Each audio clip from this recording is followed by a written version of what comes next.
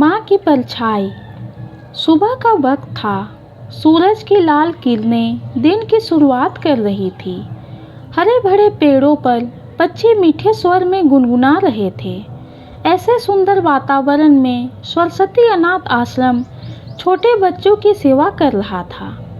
कभी कभार शायद माँ का प्यार भी कम पड़ जाए, लेकिन इस आश्रम में बच्चों को मिलने वाले प्यार में कभी कमी नहीं आती थी। सूरज की कोमल धूप में 16 साल की शीतल सूरज को एकटक निहार रही थी।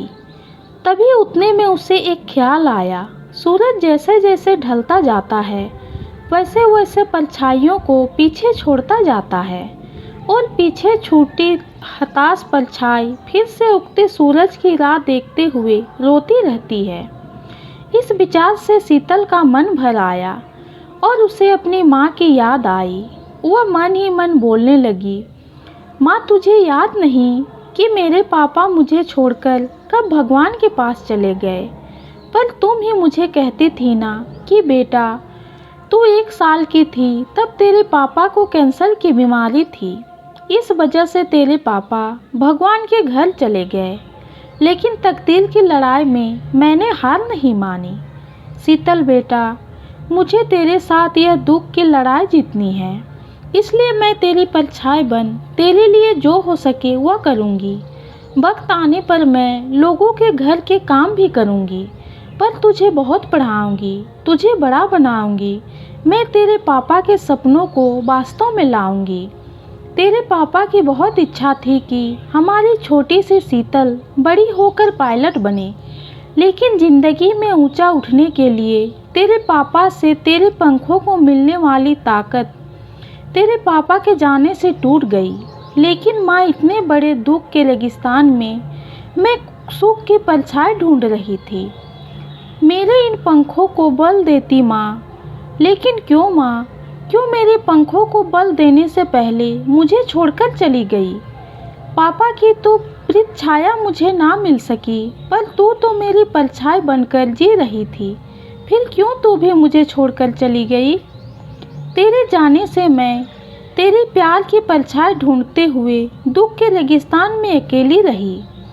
अब मेरे पापा के सपनों को साकार करने के लिए कौन मुझे ताकत देगा। बोलना माँ, शीतल मन ही मन बोल रही थी। तभी उतने में प्यार और ममता से सभी से बर्ताव करने वाली रीता मैडम ढूंढते हुए शीतल को देखने आई और प्यार से बोली, बेटा क्या हुआ, क्यों रो रही हो। शीतल अपने आंसू पोंछते हुए बोली, मैडम मुझे अपनी माँ की बहुत याद आ रही है। रीता मैडम ने शीतल को अपने सीने से लगाया और बोली, देखो शीतल बेटा, ऐसे नहीं रोते।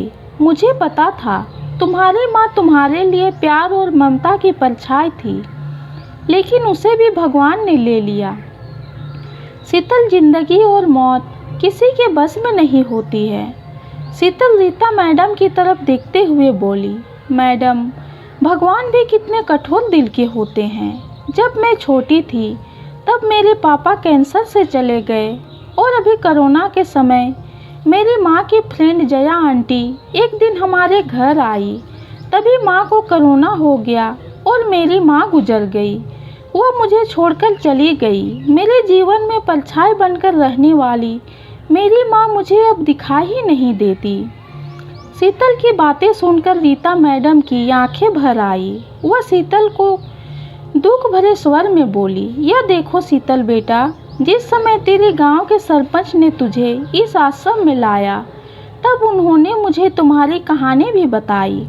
इसी कारण से मैं तुम्हें अकेले नहीं छोड़ती हूँ, लेकिन इसके आगे मैं तुम्हारी माँ बनकर, तुम्हारी परछाई बनकर जिंदगी जीना चाहती हूँ। ऐसा बोलकर रीता मैडम ने शीतल को अपने बाहों में भर लिया और रोने लगी। रीता मैडम को सीने में लगाकर शीतल को ऐसा लगा जैसे उसकी माँ की खोई हुई परछाई रीता मैडम के रूप में फिर से उसे साथ देने आ गई। ये कहानी आपको कैसी लगी कमेंट में ज़रूर बताइए। कहानी पसंद आई हो तो चैनल को लाइक और सब्सक्राइब कीजिए। कहानी सुनने के लिए आपका बहुत बहुत धन्यवाद।